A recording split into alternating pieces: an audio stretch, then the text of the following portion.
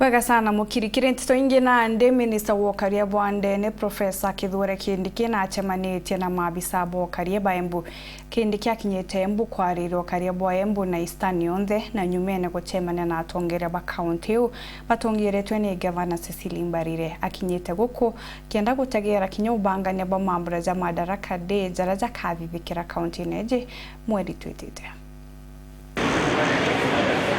Guku itigarite mithenya 25 muthenya wa madaraka ukinye Minister wa ruvonge rwa ugitiri niwe Kithure Kîndikî ni ucerete thiini wa kivaro gia tauni ya Embu kuria mambura mama matanyitwe gugakorwa. Akiaria na andiki a movoro vuva ya icera riake, Kîndikî ni urauga ni magokora makithi na mbere na uthuthuria makiria mwena wa Kilifi kithakari gia Shakahora kuria Paul Mackenzie arerikana gutara andu kurega kuria nginyagia gukua na vuva ucio kuthikwa ndari uyu wake. Makiria ya miri 100 ni thikuritwe na varia miri makiria igukorwa igicaranwa nayo mithenya tuthiete. As you are aware, today the President has established a commission of inquiry and appointed a high-level judicial inquiry which will look at that Shakahola incident and assist us in putting together the evidentiary and circumstantial material that can help the DPP net a few more people and help him in investigating and getting accountability of a few more people.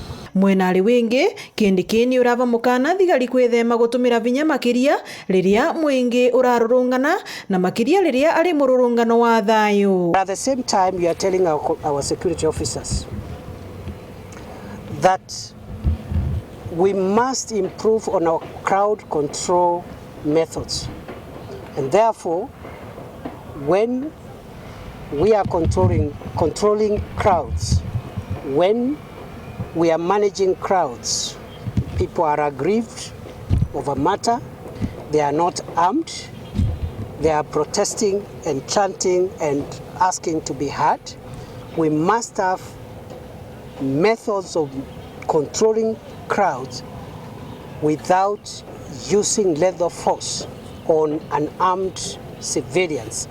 Ni urarikiria kuga mambura mama ma madaraka na maria mengi thiini wa miena ngurani ya bururi ni makuthi vandu vanene gutethereria thiini wa urumwe wa bururi undu umwe na kurete mirandi ngurani ya uthii wa na mbere. The purpose of decentralization is first and foremost to build national cohesion and national unity, so that various parts of our country can feel the warmth by hosting the entire country from time to time. It's an opportunity also to partner with the county governments to ensure that we improve on the infrastructure which is available in our various counties.